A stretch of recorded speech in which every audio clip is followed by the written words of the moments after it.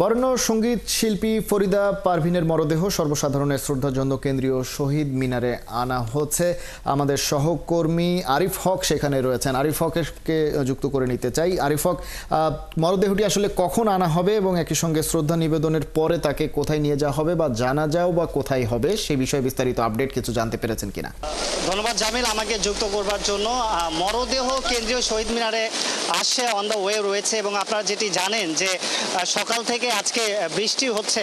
ফরিদা পারভিন চলে গেছেন, প্রকৃতিও হয়তোবা তার এই চলে যাওয়াটা মেনে নিতে পারছেন না, তাই সকাল থেকেই কিন্তু তুমুল বৃষ্টি হচ্ছে। এবং এই বৃষ্টির মাঝেই ফরিদা পারভিনের পরিবার সহ শুভানুধ্যায়ী যারা রয়েছেন, দর্শক শ্রোতা রয়েছেন, তারা কিন্তু কেন্দ্রীয় শহীদ মিনারে চলে এসেছেন। এরই মধ্যে তারা এখানে অবস্থান করছেন।